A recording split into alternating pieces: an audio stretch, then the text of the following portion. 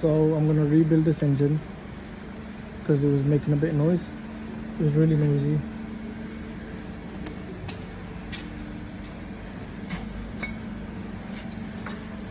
I'm gonna make a video for you and actually show you what it's like inside.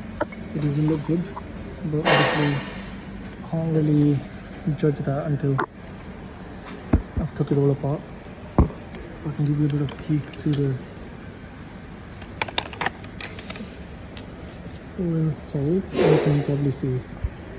There you go. Nice and healthy. It's full of sludge inside. I'm gonna dismantle it all and then update you guys. Take it from there.